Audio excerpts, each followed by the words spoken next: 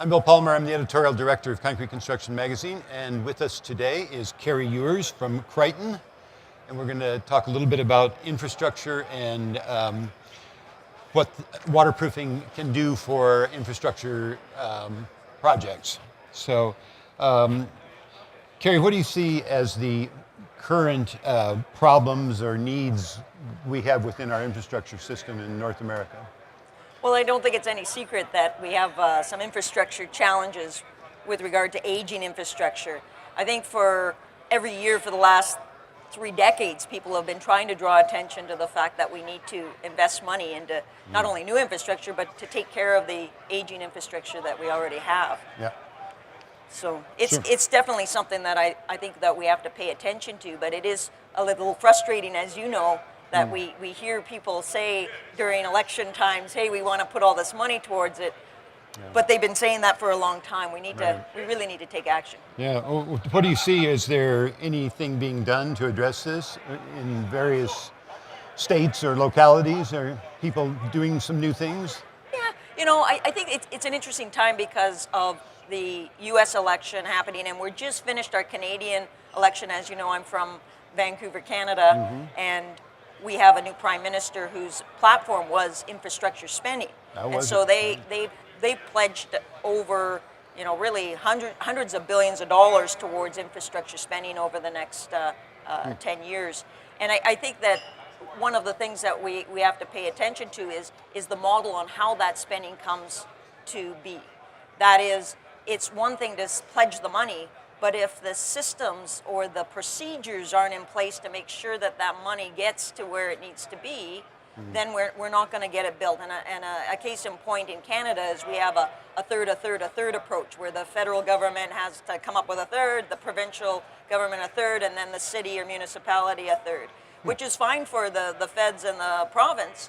But if the city or the municipality has no way to raise money other than raise taxes, then we end up with that same problem again. Yeah. And I think that on a global basis, we really have to pay attention to how we need to address this, because there is in fact spending that's going to happen because we have cities growing in developed areas, we have cities growing and population booming.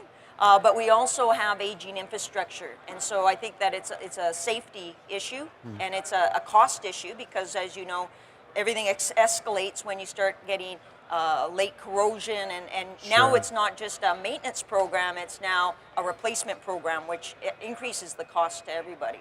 So I think there's definitely some good examples of that booming happening, like in India, where the metro system going in there is probably one of the biggest in the world, but it's addressing the needs of a booming population growth in a developing country. Right.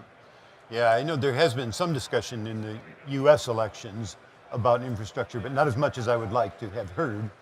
A little bit, but I don't know where we go to develop the kind of pressure needed to do this.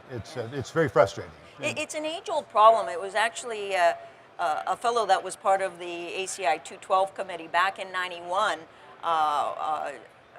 James White, he was noting that it's a $20 trillion problem back then.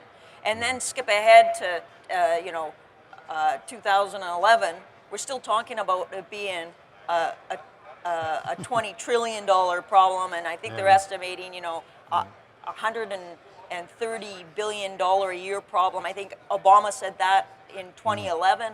I mean, we get kind of the sound bites, but I think it comes down to, unless the voters make it an ongoing issue with their elected officials, it's just not the sexy topic that elections build around most of the time. So, I guess it's not.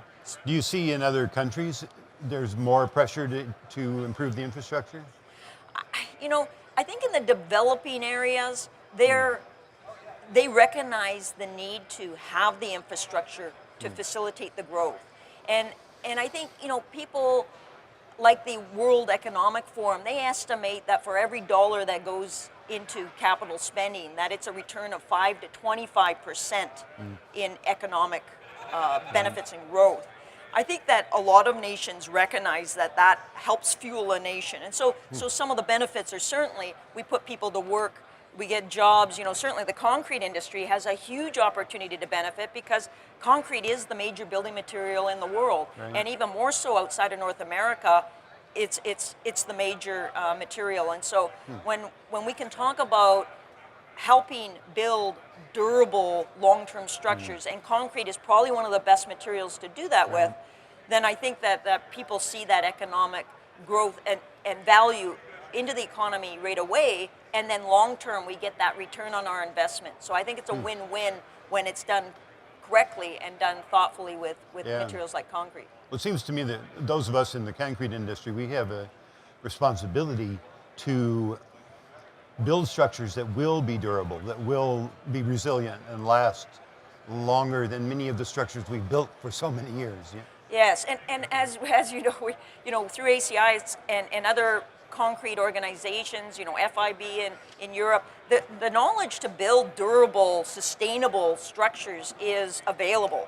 We know what to do, and we even know how to do it. It's a matter of now, how do you get that widespread, given that one of the big challenges is the kind of knowledge, the capacity with the people building. We need middle managers and frontline people that really understand the best practices, and not just how to use the materials properly, but how to train people and how to build that capacity both in North America and abroad, because I think it's a challenge. It's a global challenge to make sure that we avail of all of this good information. Yeah. What are the benefits of more durable structures? How do we portray that? Yeah. Well, I think that with the climate change and with all these storms and the hurricanes and the tsunamis and the earthquakes, I think we're getting at least more profile around why do we need durable structures, right? I think it's hard to in the absence of fear, people say, oh, well, that's, concrete's fine just the way it is. But I mean, even, way back when Adam Neville said, with the exception of mechanical damage, the only thing that really deteriorates concrete is the transport of fluids that take, water that takes contaminants in and starts to erode it. I mean, essentially, anything that bad happens to concrete is because of water. When we're on coastlines and you have floods and you have all of this dynamics at play on a weather front, it's pretty clear that we're going to need infrastructure that's going to withstand the weather of the future, not necessarily built for just the issues and the weather of the past. Right. Okay. And a case in point is, the Chile earthquakes. So building codes are meant to keep people safe and keep buildings from falling down and killing people. And I think Chile is a really good example when you can contrast that to Haiti. Chile was a much bigger earthquake, yet there was very few people that lost their lives as compared to Haiti, where the buildings were not built to, say, the ACI 318 code. But for the buildings that survived and all those people that survived, the buildings kind of survived. They survived not falling on people, but they didn't survive the ability to be useful space afterwards. So there was whole city blocks that had to be demolished and rebuilt. And I think one of the things of the future is, how do we build and design structures so they not only stay up during these natural disasters, but they're usable space afterward, that we can ensure that bridges not only don't fall down during the disaster, but are going to be usable long after. And I think that's something that we'll need to have some discussion around and think about for the future of our people. I think you're right that what's interesting is we do know how to do this. And that's what's frustrating, of course. People will say to me, oh, one thing you always know about concrete is that it cracks. And I say, no, that's not true. I don't believe that. We know how to make concrete that doesn't crack, or if it does crack, it cracks in such fine cracks that we can control moisture transmission through those cracks. Well, and as you know, that's kind of the billywhack that we're in, Sure. in terms of helping people design structures and deal with jointing and joint spacing and all the pipe penetrations and things that you need to do around building foundations or infrastructure, water tanks, and making sure that you can actually count on the concrete to do the job it's intended to do. And we can manage cracking, and we can even deal with helping it self-seal afterwards.